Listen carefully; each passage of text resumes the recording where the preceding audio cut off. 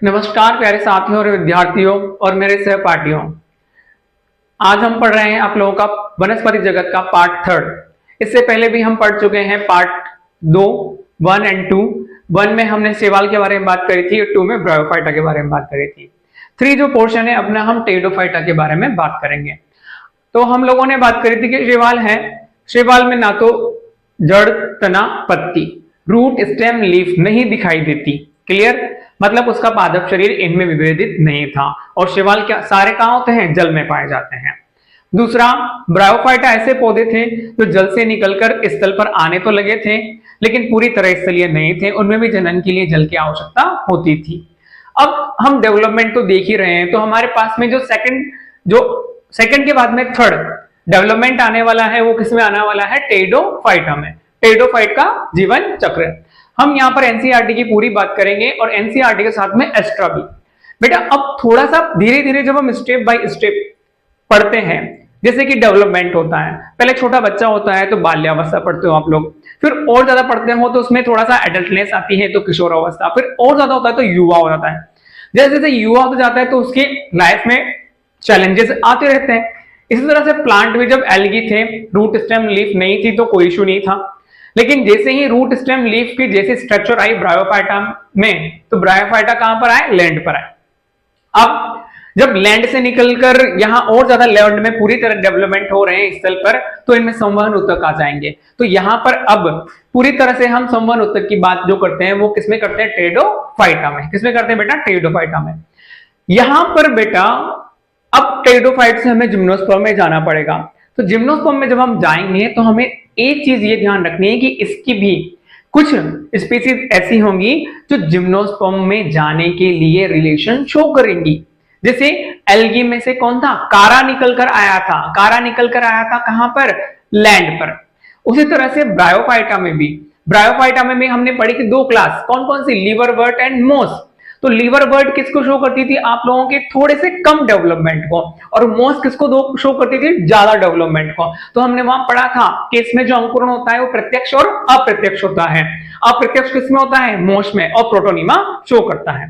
तो इसमें भी कुछ ना कुछ ऐसी हैबिट होगी जो जिम्नोस्पर्म से मिलेगी। किससे मिलेगी बेटा? जिम्नोस्पर्म से। तो हम बात करते हैं, देखो इसके लिए आ जाओ, इसको बहुत ध्यान से समझना है। इसमें 2 चीजें हैं जो बहुत इंपॉर्टेंट है, मैं इतनी अच्छी तरह समझाने वाला हूं। यहां पर आपको जो नोटिस करना है वो वर्ड है, इसमें जो बनने वाले हैं वो बीजाणु।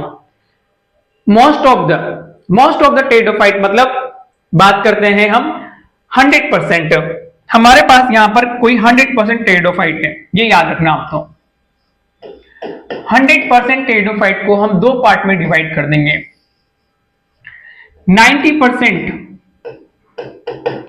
And then 10%। 90% जो हमारे टेरिडोफाइट होंगे, किसको डिवाइड कर रही है? भी तो लिख लो, फिर बोलोगे आप पता नहीं क्या कर दिया सर, किसको डिवाइड किया है। मैथ्स की क्लास थोड़ा चल रही है। क्लियर? 100% टेरिडोफाइट को डिवाइड कर दिया। 90% जो टेरिडोफाइट थे वो क्या है? समबीजाणुक। कैसे बेटा? समबीजाणु। और ओनली 10% क्या है बेटा? विषम बीजाणु। तो हमारे पास 2 चीजें आ गई, 90% सम बीजाणु और 10% विषम बीजाणु। तो 90% हमारे जो सम बीजाणु हैं इनका जीवन चक्र अलग होगा,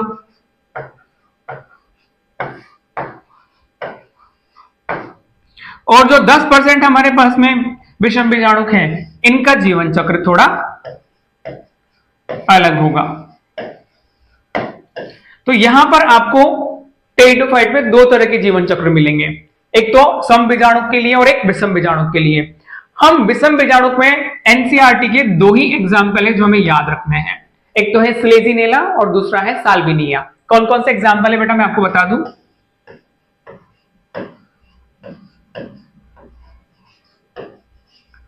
स्लेजिनेला और दूसरा है साल्विनिया।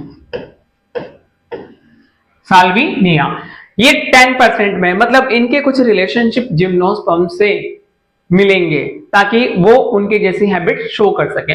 तो हम दोनों तरह के बारे में पढ़ेंगे, लेकिन थोड़ा सा इंट्रोडक्शन जो एनसीईआरटी में दिया हुआ है टेरिडोफाइट के लिए कि भाई कहाँ पाए जाते हैं और कैसे होते हैं, संवहन ऊतक होता है, जड़ तना पत्तियां इनमें आ जाती हैं, और भी कौन सी संरचना है उनके बारे में पढ़ना स्टार्ट करते हैं। क्लियर? ये याद रखना है आप लोगों को। मैं दो तरह का जीवन चक्र बताऊंगा, एक समबीजाणुक का और एक विषमबीजाणुक का। चलो भाई एनसीईआरटी पे चलते हैं। देखो यहाँ पर एनसीईआरटी पे आ रहे हैं हम लोग। एनसीईआरटी में हमारी जो फर्स्ट हेडिंग है यहाँ पर क्या है अपनी, टेरिडोफाइट। क्या है भाई? टेरिडोफाइट पढ़ रहे हैं हम लोग, टेरिडोफाइटा। टेरिडोफाइटा का सजावट में बहुत अधिक आर्थिक महत्व है, मतलब ये डेकोरेटिव प्लांट है। हम लोग इनको डेकोरेशन में यूज करते हैं, कहीं पर भी किसी बड़े ऑफिस में या बंगले में बाहर आपने देखा होगा, मैं बता दूंगा इस तरह की लीफ होती है, पूरा बताऊंगा, टेंशन मत लो। फूल वाले अधिकांश फर्न का उपयोग सजाने में करते हैं। आप लोगों ने देखे हैं फर्न, लेकिन इसमें कभी फूल नहीं देखा, पुष्प नहीं देखा। तो देखो मैं आपको बता दूं ये कैसी इमेज है। ये देखो, ये रही, ये है फर्न। कौन से वाले फर्न है? ये पुष्प वाले, जिसमें ये पुष्प है। ये क्या है? पुष्प। क्लियर? चलो भाई इसमें आगे चलते हैं। देखो मैंने फर्स्ट लाइन में आपको इमेज बता दी ताकि आप लोगों को और ज्यादा कोई प्रॉब्लम ना हो। और सजावटी पौधों के रूप में उगते हैं। विकास की दृष्टि से ये स्थल पर उगने वाले सर्वप्रथम पौधे हैं। अंडरलाइन कर लो, क्वेश्चन इंपॉर्टेंट है। सर्वप्रथम कहां पर? स्थल पर उगने वाले। भाई इसको तो कर ही लो 100%। यहां से ये क्वेश्चन बनता है कि स्थल पर उगने वाले कौन से फर्स्ट सक्सेसफुल लैंड प्लांट कौन से हैं बेटा? टेरिडोफाइट, जिसमें संवहन ऊतक, जाइलम व फ्लोएम होते हैं। मैंने बोल दिया था आप लोगों को आते पहले। आप इन ऊतकों के विषय में विस्तार से अध्याय 6 में पढ़ेंगे। जीवाश्म रिकॉर्ड के अनुसार टेरिडोफाइट 350 मिलियन वर्ष पूर्व प्रभावी वनस्पति थे। आज से 350 मिलियन वर्ष पूर्व भी ये प्रेजेंट थे भाई। और वे तने रूपी थे। किसके रूप में थे बेटा? स्टेम, तने के रूप में थे। टेरिडोफाइट के अंतर्गत होर्स टेल और फर्न आते हैं। अब ये होर्स टेल और फर्न कैसे होते हैं? फर्न मैंने आपको जस्ट अभी बताया है। होर्स टेल की भी इमेज बता दो, देखो कैसी होती है। आपका इसमें जो एग्जांपल है होर्स टेल का वो है इक्विसिटम। क्या है बेटा? इक्विसिटम। इक्विसिटम का डायग्राम यहां दिया हुआ है एनसीईआरटी में। ये रहा इक्विसिटम। ये होर्स टेल की तरह है और ये है आपका इक्विसिटम। यदि देखना भी चाहते हो तो देख लो। नाम क्या है? इक्विसिटम। वापस एनसीईआरटी पे चलते हैं। देखो इधर, टेरिडोफाइट ठंडे, गीले, छायादार स्थानों पर पाए जाते हैं। कहां पाए जाते हैं ये? ठंडे, गीले, छायादार स्थानों पर पाए जाते हैं। यद्यपि कुछ रेतीली मिट्टी में भी अच्छी तरह उग जाते हैं। क्लियर? तो ये 2-3 चीजें इंट्रोडक्शन के बारे में हमारे पास आई कि भाई कहां पाए जाते हैं और कैसे होते हैं, सजावटी पौधे होते हैं। अब इनका पादप शरीर, जो इनका पादप शरीर है ना बेटा, वो मुख्यतः कौन सा होता है? स्पोरोफाइट होता है। 2N होता है। क्या होता है? स्पोरोफाइट। मतलब इसमें युग्मविद बनेगा, लेकिन वो ज्यादा विकसित नहीं होगा, क्योंकि हमें धीरे धीरे प्रभावी जो पीढ़ी है वो स्पोरोफाइट लानी है। कहां तक? एंजियोस्पर्म तक स्पोरोफाइट को प्रभावी करना है। पढ़ो। आपको याद होगा कि ब्रायोफाइटा के जीवन में युग्मकोद्भिद प्रभावी अवस्था होती थी, लेकिन टेरिडोफाइट में मुख्य पादप का स्पोरोफाइट है। कौन सा बेटा? स्पोरोफाइट, जिसमें वास्तविक मूल तना पत्तियां होती हैं। इसको भी अंडरलाइन करो, यहां से क्वेश्चन बनता है कि true root, leaf and stem कहां पर आया है? टेरिडोफाइट में। इन अंगों में सुस्पष्ट संवहन ऊतक होते हैं। टेरिडोफाइट में पत्तियां छोटी व लघु पर्ण, उदाहरण स्लेजिनेला। बेटा अब यहां पर 2 चीजें और आ जाएंगी कि पत्तियां भी 2 प्रकार की होंगी। क्लियर? जो स्लेजिनेला पौधा है उसमें पत्तियां होंगी छोटी छोटी। कैसी होंगी? छोटी। और बड़ी पत्तियां मिलेंगी आपको किसमें? फर्न में। ये दोनों एग्जांपल यहां देख लो, साथ के साथ ही बता दूं आप लोगों को। देखो ये है फर्न की लीफ। ये क्या है बेटा? ये फर्न की लीफ है, इतनी बड़ी ये लीफ हो रही है। ये एक फर्न की एक लीफ है। ठीक है? फर्न में एक लीफ कैसी है? देखो इधर, ये रही फर्न की लीफ। देन इसके बाद में हम बात करें इसमें दूसरा एग्जांपल स्लेजिनेला था, जिसकी पत्तियां क्या है, छोटी है। देखो एग्जांपल, छोटी पत्तियां, उदाहरण स्लेजिनेला। ये स्लेजिनेला है, ये स्लेजिनेला की पत्तियां हैं। ये देखो, ये छोटी छोटी, ये वाली, ये स्लेजिनेला की क्या है बेटा, लीफ। इस तरह से ये छोटी छोटी पत्तियां हैं। क्लियर? ये छोटी पत्तियां किसमें है, स्लेजिनेला में। अब यहां पर एक और लाइन लिखी हुई है, स्पोरोफाइट में बीजाणुधानी होती हैं। अब ये जो चीजें हैं ना, आप लोगों को यहां से कंफ्यूजन स्टार्ट हो जाता है कि भाई स्पोरोफाइट क्या हुआ, इसमें बीजाणुधानी क्या हुई। क्लियर? तो अभी इसको पढ़ के बताता हूं और समझाता भी हूं। जो पत्ती की तरह बीजाणुपर्ण पर लगी होती है। स्पोरोफाइट में क्या होती है, बीजाणुधानी होती हैं, जो पत्ती की तरह बीजाणुपर्ण पर लगी होती हैं। कुछ स्टेरोफाइट में बीजाणुपर्ण सघन होकर सुस्पष्ट रचना बनाती हैं, जिन्हें क्या बोलते हैं, शंकु कहते हैं। कुछ स्टेरोफाइट में पत्तियां जब मिल जाती हैं तो एक शंकु जैसी संरचना बनाती हैं, जिसे हम कोण कहते हैं, शंकु। देखो ये स्लेजिनेला में ये छोटी छोटी पत्तियां, ये छोटी छोटी पत्तियां ऊपर मिल गई, तो इस तरह से इन्होंने क्या बनाया, एक शंकु। ये क्या है बेटा, एक शंकु है, कोण है। ये क्या है, ये कोण। स्लेजिनेला में भी कोण बना हुआ है, इक्वेसिटम में भी कोण बना हुआ है। ये रहा इक्वेसिटम का कोण, ये रहा स्ट्रोबिलस, ठीक है। और इसमें भी कोण बनता है, ये रहे कोण, ये रहे कोण। और ये स्लेजिनेला का डायग्राम है, ये इक्वेसिटम का डायग्राम है। क्लियर? अब और देखो, टेंशन मतलब मैं भी नोट्स में क्लियर कर दूंगा इनको। स्लेजिनेला और इक्वेसिटम बताया, दोनों उदाहरण जिसमें शंकु बन रहे हैं। बीजाणुधानी के स्थित बीजाणु मात्र कोशिका में मियोसिस के कारण बीजाणु बनते हैं और बीजाणु अंकुरित होकर एक नया स्पष्ट छोटा बहुकोशिकीय मुक्त जीवी अधिकांश प्रकाश संश्लेषी थिलाभ युग्मकोद्भिद बनाते हैं, जिसे प्रोथेलस कहते हैं। क्या बनाते हैं बेटा, ये प्रोथेलस।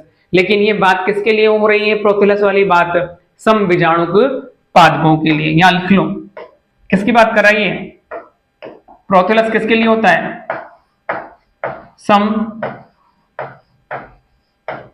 बीजाणु पादपों के लिए, ठीक है। इन युग्मकोद्भिद को उगने के लिए ठंडा, गीला व छायादार स्थान की आवश्यकता होती है। अब बेटा यहां तक तो ये हुआ प्लांट के बारे में। अब जो मेन चीज है ना, जो ये पड़ी है, इसको समझ लो होता क्या है कि इनका पादप शरीर बना हुआ है जड़, तना, पत्ती का।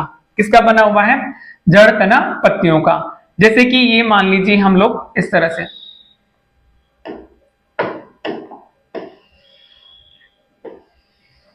बड़ी पत्तियां किसमें है आप लोगों की, फर्न में, और छोटी पत्तियां किसमें है, स्लेजिनेला में। तो बड़ी पत्तियों वाला डायग्राम बना रहे हम लोग आप लोगों का। ये इसमें रूट्स है और ये स्टेम है और ये इसमें लीफ है।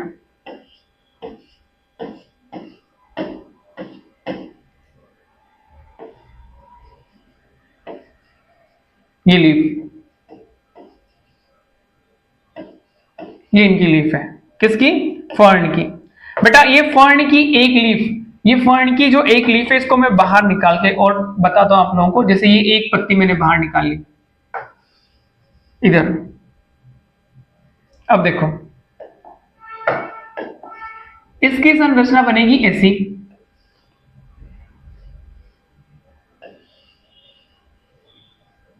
ये फर्न की लीफ। इस फर्न की लीफ में इस तरह की संरचनाएं होती हैं।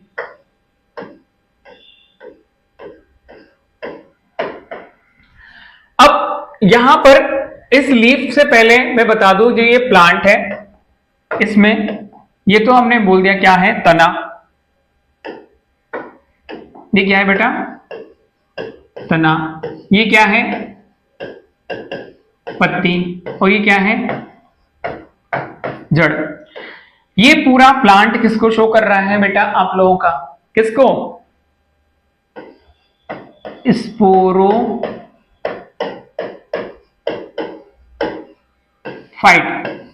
किसको, स्पोरोफाइट को। स्पोरोफाइट को हम किससे रिप्रेजेंट करते हैं बेटा, 2n, द्विगुणित। द्विगुणित। क्लियर, ये द्विगुणित है। अब इसमें क्या होता है, इसकी पत्ती में यहां पर ये बीजाणु धानी बनने स्टार्ट हो गई, ये बीजाणु धानियां बन रही है।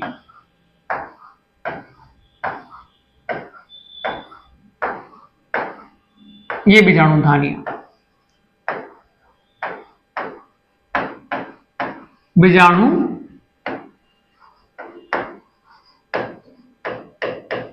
धानियां क्या बनी है बेटा, ये बीजाणु धानियां। इन बीजाणु धानी में क्या हो गया भाई, बीजाणु धानी में होगा बीजाणु मात्र कोशिका।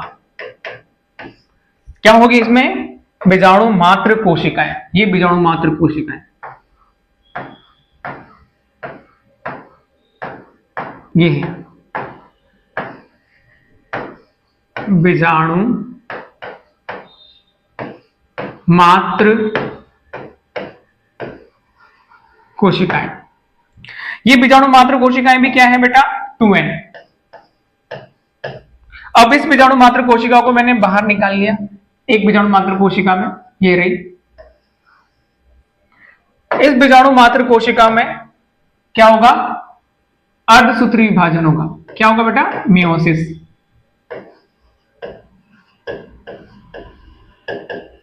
मियोसिस, इसके अंदर मियोसिस होने से 4 क्या बनेंगे,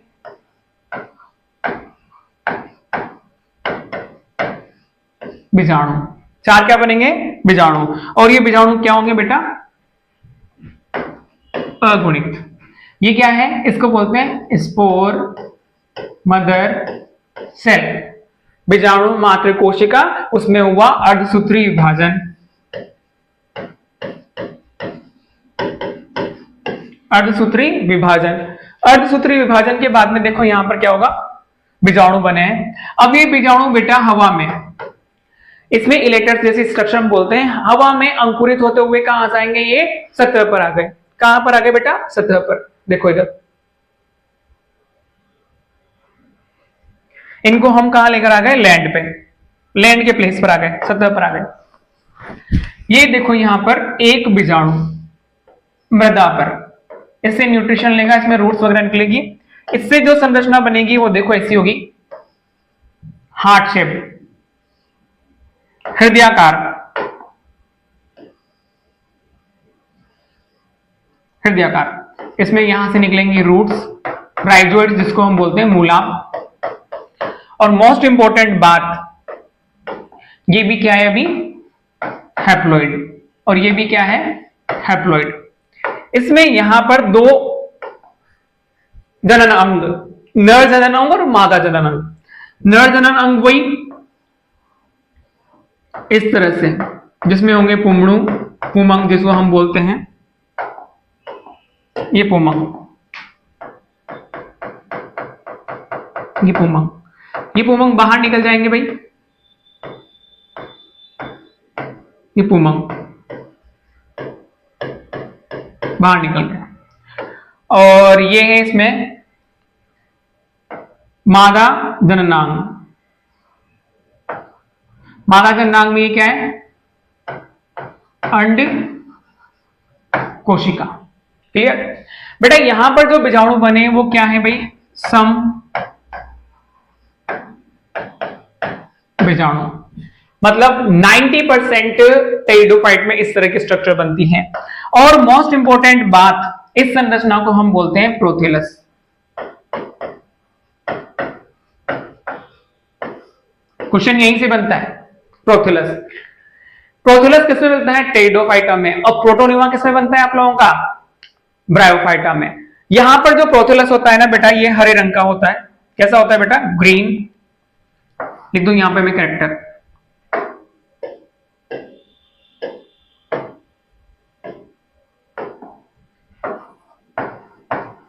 हरा, बहुकोशिकीय और प्रकाश संश्लेषी।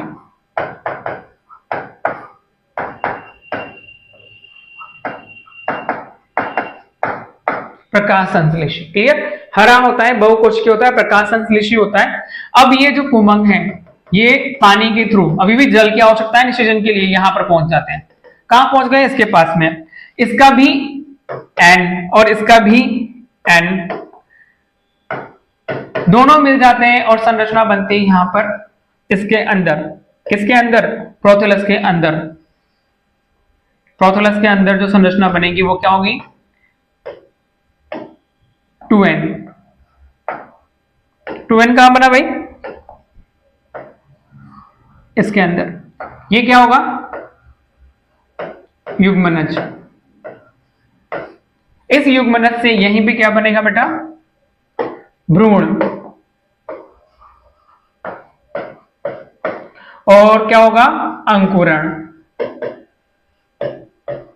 क्या बनेगा? नया पादप। क्लियर?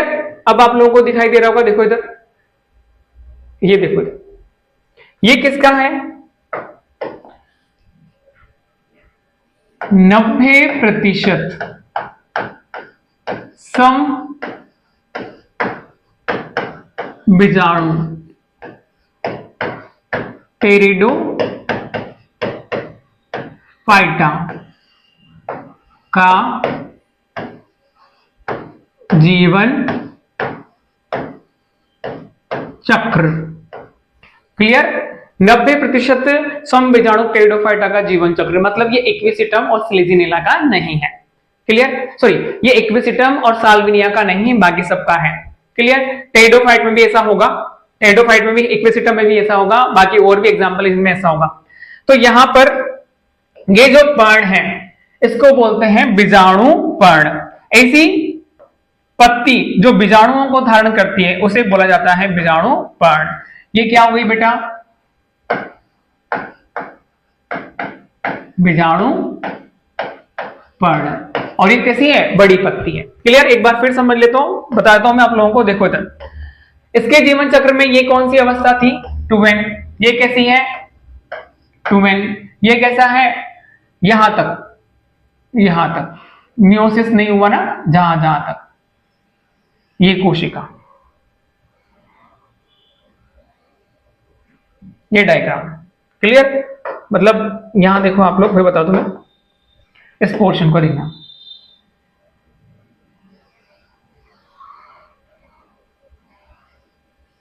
ये पोर्शन तो क्या है? N, haploid. और ऊपर वाला पोर्शन कौन सा है बेटा? 2N। क्लियर? तो इसका जीवन चक्र कैसा हो गया? हैप्लोडिप्लॉन्टिक। हैप्लोडिप्लॉन्टिक। क्लियर? तो यहां पर देखो हम बात कर रहे थे, एक बार फिर बता देता हूं मैं आपको। ये है एक स्पोरोफाइट पादप, स्पोरोफाइट पे बीजाणु पर्ण, बीजाणु मात्र कोशिका, उसमें अर्धसूत्र विभाजन हुआ, बीजाणु बने सम बीजाणु, और ये बीजाणु बाहर आ गए अपने आप ही। क्या बनाया इन्होंने? न्यूट्रिशन लेकर प्रोथेलस बनाया। प्रोथेलस क्या होती है? एक अगुणित संरचना, युग्मकोद्भिद जिसे बोलते हैं। उस पर मादा जनन अंग और नर जनन अंग दोनों मिलते हैं और युग्मनज से निषेचन की क्रिया द्वारा, यहां पर क्या होता है बेटा? निषेचन। निषेचन की क्रिया द्वारा क्या बनता है? युग्मनज। युग्मनज से वापस से क्या बनता है? भ्रूण। भ्रूण से क्या होता है? अंकुरण और नया पादप बन जाता है। क्लियर है यहां तक? ये अभी तक मैंने किसका लाइफ साइकिल समझाया आप लोगों को? 90% सम बीजाणु का। तो देखो इधर, ये रहा, ये किसका जीवन चक्र है? इक्विसिटम का। इसमें क्या बन रहे हैं? ये स्पोर बन रहे हैं। स्ट्रोबिलस शंकु में ही क्या बन रहे हैं? स्पोरेंजिया बनता है। स्पोरेंजिया होती है बीजाणुधानी। क्या होती है? बीजाणुधानी।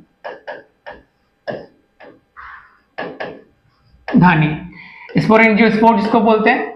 इसमें स्पोर मदर कोशिका होती है जो क्या बनाती है? अर्धसूत्र विभाजन से स्पोर बनाती है। स्पोर में एक संरचना होती है, ये इलेटर्स। इलेटर्स मतलब ये किसी पर हवा के थ्रू चले जाएंगे और क्या हो जाएंगे बेटा? जर्मिनेट, अंकुरित। और जो संरचना बना लेंगे यहां पर हार्ट शेप, इसको बोलते हैं प्रोथेलस। क्या बनाएंगे? प्रोथेलस। प्रोथेलस कैसा होता है? हरा, बहुकोशिकीय और प्रकाश संश्लेषी। कैसा होता है बेटा? ये हरा, बहुकोशिकीय और प्रकाश संश्लेषी। हरा,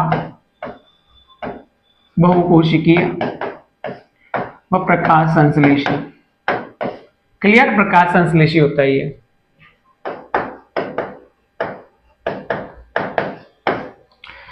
अब इस पर ही दोनों जननांग आ जाते हैं अपने, archegonia with egg and antheridium with sperm. ठीक है, स्त्रीधानी और पूधानी, पूधानी में से क्या निकलता है, पुमंग, वो आ जाता है आर्किगोनिया में, और यहाँ निषेचन होता है, निषेचन के थ्रू क्या बनता है, एक जाइगोट, और इस जाइगोट से क्या बनता है, पूरा एक पादप बन जाता है नया। क्लियर, और ये पूरा एक इक्विस्टम का जीवन चक्र। अब इसी तरह से आप लोगों का ये मैंने बताया था, इसमें फर्न में क्या होती है, ये लीफ, इस लीफ में ये होती है बीजाणु धानियां। ठीक है, इसको हम सोरस बोलते हैं, सोराई भी बोलते हैं। इस बीजाणुधानी के अंदर ये क्या है, मियोसिस होगा, क्या बनेंगे, स्पोर बनेंगे।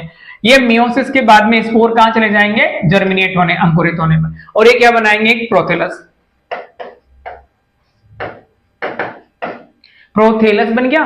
प्रोथेलस में ये क्या है, नर, और ये क्या है, मादा जननांग, दोनों मिलेंगे, फर्टिलाइजेशन से क्या बनेगा, एक नया गेमेटोफाइट से एक पूरा प्लांट बन जाएगा आप लोगों का, स्पोरोफाइट ऊपर, गेमेटोफाइट के ऊपर, इस तरह से एक नया प्लांट बन जाएगा। इस तरह से इसमें भी ये लाइफ साइकिल कंप्लीट हुआ, किसमें, 90% टेरिडोफाइट में। क्लियर, देखो इधर,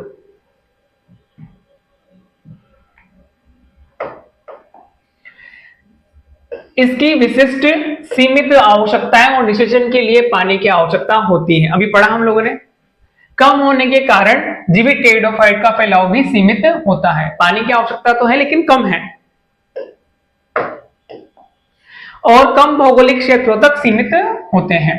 युग्मोद्भिद के नर तथा मादा अंग, जिन्हें क्रमशः पूधानी तथा स्त्रीधानी कहते हैं, पूधानी से पुंगड़ू निकलने के बाद उसे स्त्रीधानी के मुंह तक पहुंचाने के लिए पानी की आवश्यकता होती है।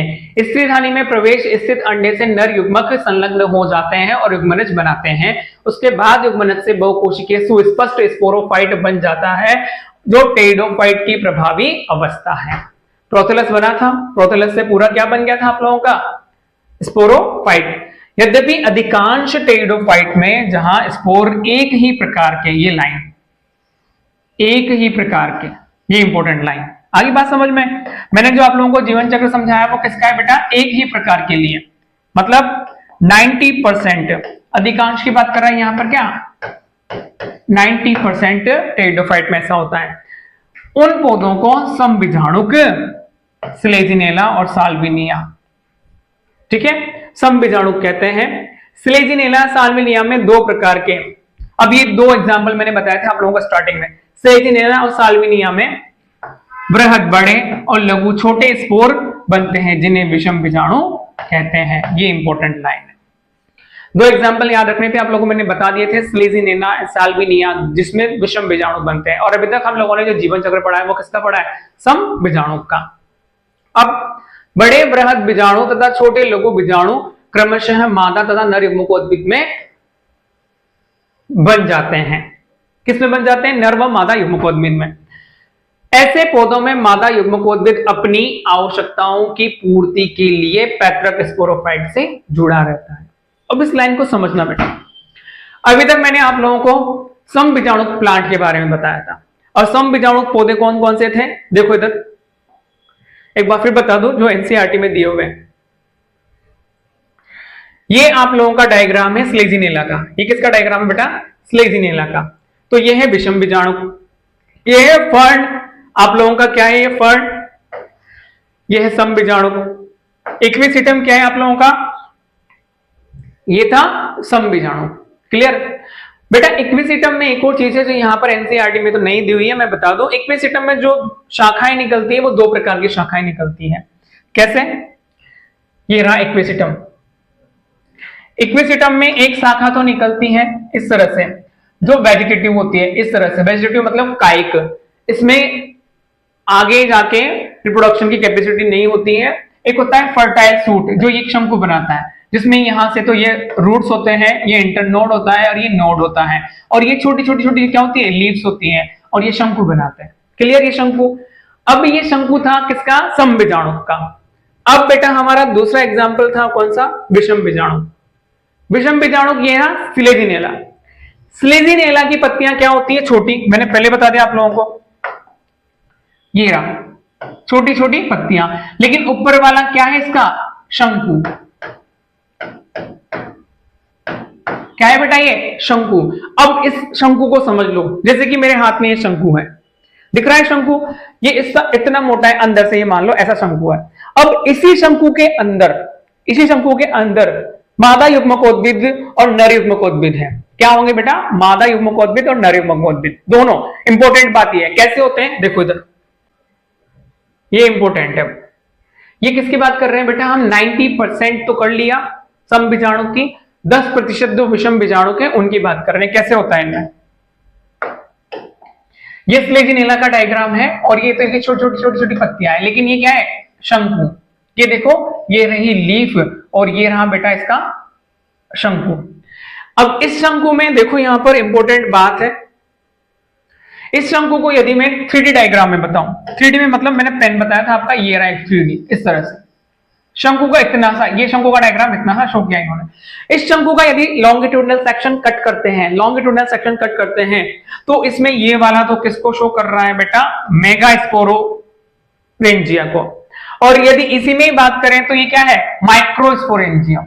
मतलब एक ही शंकु में नर जननांग और मादा जननांग दोनों उपस्थित होते हैं, किसमें, स्लेजिनेला में। इंपॉर्टेंट बात यह है, क्या है कि स्लेजिनेला जो विषम बीजाणु पादप है, उसमें नर और मादा जननांग एक ही शंकु में उपस्थित हो सकते हैं। इसको और ज्यादा क्लियर देखो इधर, ये रहा, अब इसमें ज्यादा क्लियर समझ में आएगा आप लोगों को। एक शंकु का ट्रांसफर सेक्शन काट लिया अपन ने, तो यहां पर ये वाला तो इसका एक्सिस दिया हुआ है ना, और ये लिग्यूल, एक स्ट्रक्चर पढ़ोगे आप लोग, लिग्यूल आता है। माइक्रोस्पोरोफिल, ऐसी पत्ती जो नर जननांग को रखती है, और मेगास्पोरोफिल ये बड़ी वाली पत्ती है जो किसको रखती है, मादा जननांग को। तो ये तो इन्होंने शो कर दिया है मादा जननांग, और जो येलो वाला है ये इन्होंने शो कर दिया है नर जननांग। एक ही शंकु में लिख दो, काफी इजी रहेगा आप लोगों के लिए। एक ही शंकु में मादा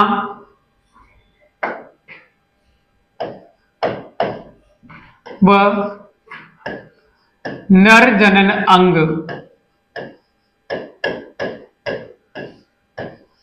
उपस्थित होते हैं। क्लियर, एक ही शंकु में नर व मादा जननांग उपस्थित होते हैं। तो अब मैं देखो इस डायग्राम के थ्रू बता दूं आप लोगों को कि अब इधर देखो, ये 10% टेरिडो फाइटा का जीवन चक्र। 10% जीवन चक्र मतलब कौन सा, विषम बीजाणु का। ब्रैकेट में यहां लिख दो किसका, विषम बीजाणु।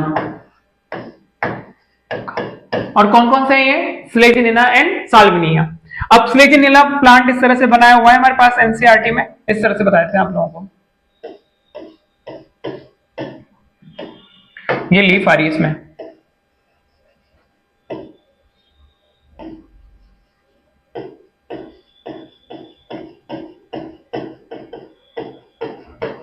ये लीफ है, क्या निकल रही है इसमें, लीफ। ये किसका डायग्राम है, स्लेजिनेला, ये स्लेजिनेला है। अब बेटा इसमें यहां पर शंकु भी बना हुआ है, शंकु बनाता हूं मैं। ये शंकु कैसा शंकु है, ये रहा शंकु।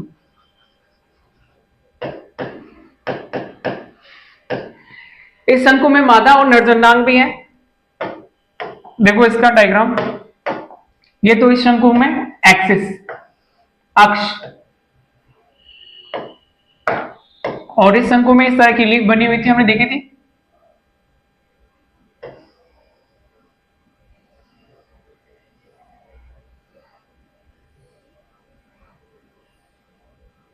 इस तरह की। अब इसमें यहां पर इस तरह की संरचनाएं बना देते हैं।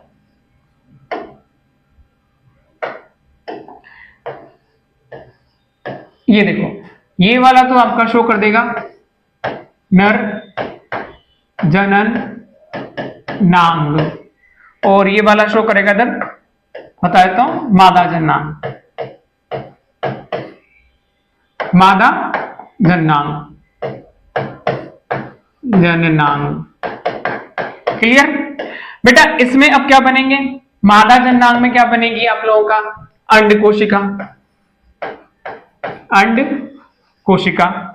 और इसमें क्या बनेंगे नर जन्नांग में भाई, पुमंग। क्लियर? ये पुमंग बना दिया अपन ने। अब ये पुमंग तैरते तैरते, ये पुमंग पानी में तैरते तैरते तैरते कहां पहुंच जाएंगे, इस अंड कोशिका के पास में। कौन सी क्रिया होगी, निषेचन। क्या होगी बेटा, निषेचन। तो ये थी अंड कोशिका भी अगुणित, और ये था पुमंग भी क्या, अगुणित। क्लियर? और इन दोनों के मिलने से यहां पर N और N दोनों के मिलने से निषेचन के बाद में जो संरचना बनेगी वो क्या होगा, जाइगोट, युग्मनज। मोस्ट इंपोर्टेंट बात यह है कि ये अंड कोशिका मादा जन्नांग अभी भी इस पैतृक प्लांट पर क्या है, उपस्थित है, पैतृक पादप पर उपस्थित। और ये पैतृक पादप पर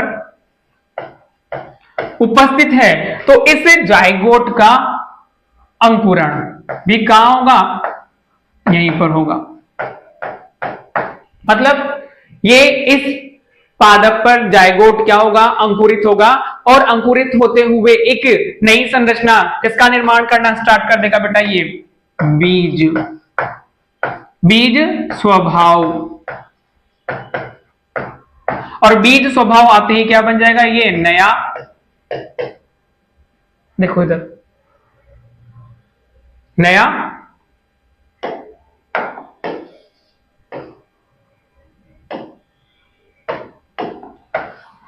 नया पादप बनेगा।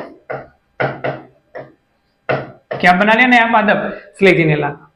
तो ये 10% बेटा, ये 10% टेरिडोफाइट जो विषम बीजाणु है स्लेजिनेला, उसमें इस तरह का क्या होता है, जीवन चक्र। क्लियर? और ये किसको शो करता है, बीज स्वभाव को।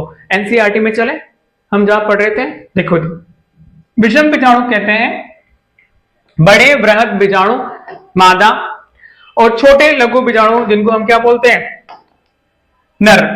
ये क्रमशः मादा तथा नर युग्मकोद्भिद बनाते हैं। ऐसे पौधों में मादा युग्मकोद्भिद अपनी आवश्यकताओं की पूर्ति के लिए, ये लिखा, पैतृक स्पोरोफाइट से जुड़ा रहता है। मादा युग्मकोद्भिद में युग्मनज का विकास होता है। कहां हुआ, मादा युग्मकोद्भिद में, जिससे एक नया शिशु भ्रूण बनता है, बनाया भ्रूण। और यह घटना महत्वपूर्ण समझी जाती है, किसके लिए समझी जाती है बेटा, बीजीय प्रकृति की ओर ले जाती है।